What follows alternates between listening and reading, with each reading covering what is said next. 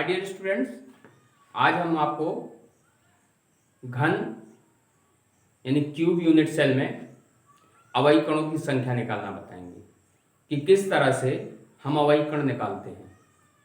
तो बने रहिए वीडियो में और देखिए कि किस तरह से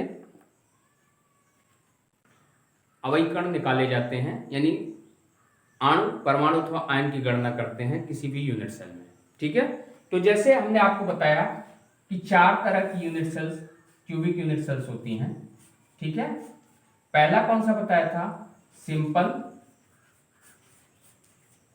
क्यूबिक यूनिट सेल, इसको कहते हैं SCC।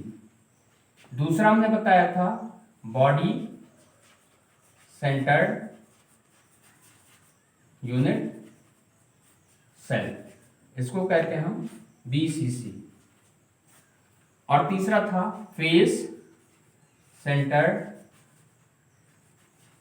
यूनिट सेल, इसको कहा था FCC।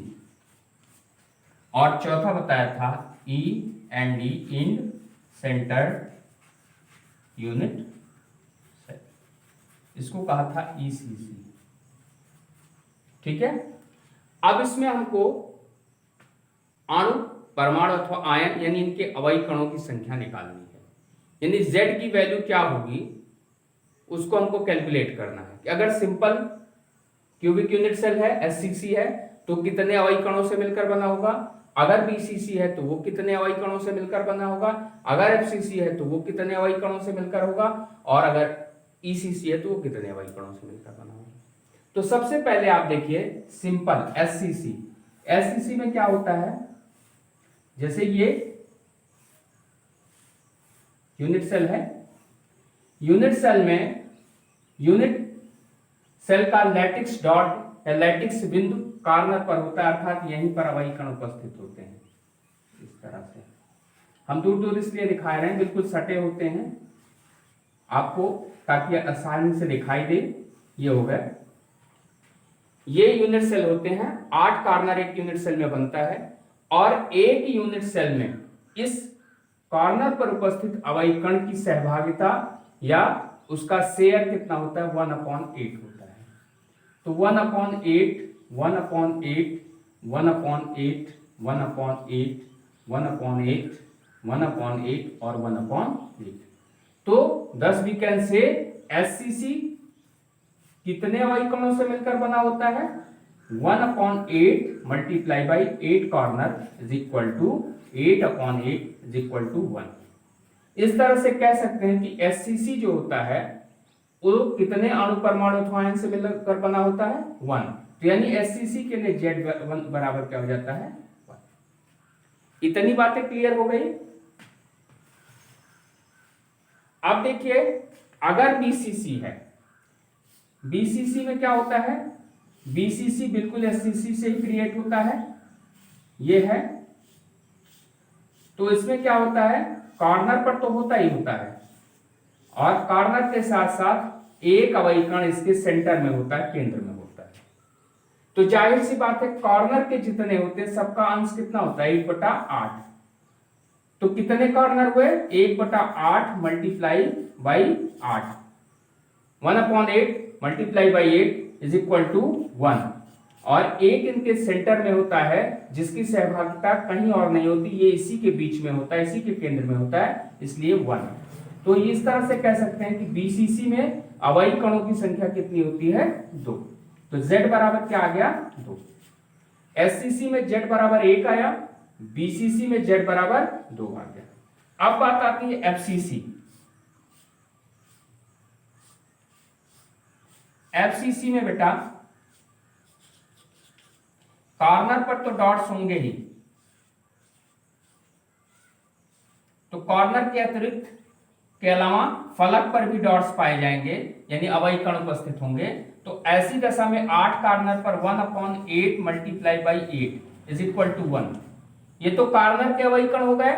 इसके बाद इसमें क्या है? 6 फलक होते हैं, 6 फेस होते हैं और एक फलक पर जो पिंड होता है, एक फलक पर जो अवयवी कण होता है, उसकी शेयरिंग केवल 2 यूनिट सेल से होती है। जैसे ये दीवार है या ब्लैक बोर्ड है, अगर ब्लैक बोर्ड पर कोई गोल है, कोई गोल पिंड स्थित है, तो ये ब्लैक बोर्ड का आधा भाग इसके साथ आएगा और आधा गोला दूसरे कमरे के साथ आएगा। ठीक है, तो यानी कॉर्नर पर कितना होता है 1/8 और फलक पर कितना होता है 1/2।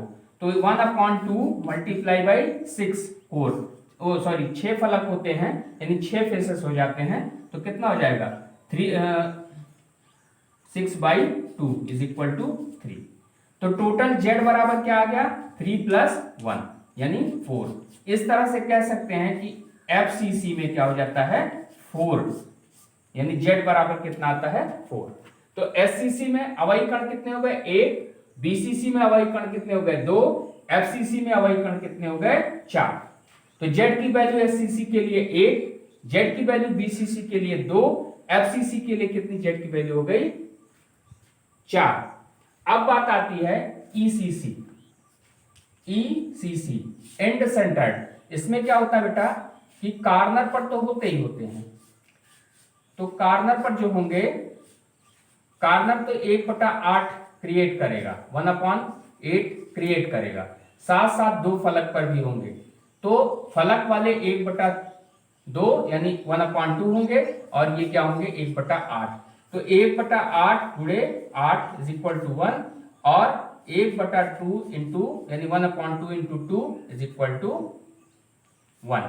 तो कितने हो गए z is equal to 1 + 1 is equal to. तो अगर आपको यूनिट सेल दे दिया जाता है और कहीं सवाल में या न्यूमेरिकल में इस तरह से दिया जाता है कि कोई भी चीज दे दिया गया कि NaCl है या कोई और आयरन है, इस रूप में क्रिस्टलीकृत होता है, किस रूप में, चाहे एफसीसी के रूप में दे दिया जाए, चाहे बीसीसी के रूप में दे दिया जाए, चाहे एफसीसी एससीसी के रूप में, चाहे एसीसी के रूप में, किसी रूप में क्रिस्टलीकृत होता है। अगर ऐसा क्वेश्चन दे दिया जाता है तो फर्स्ट आपके दिमाग में तुरंत बात आनी चाहिए कि अगर एससीसी रूप में क्रिस्टलीकृत हो रहा है, इसका मतलब अवयवी कण यानी अणु परमाणु अथवा आयन में Z क्या होगा 1 होगा, और इनके लिए Z यानी अणु परमाणु अथवा आयन या अवयवी कण कितने होंगे 2 होंगे, और एफसीसी के लिए कितने होंगे 4 होंगे, और ईसीसी के लिए क्या होंगे 2 होंगे। Thank you.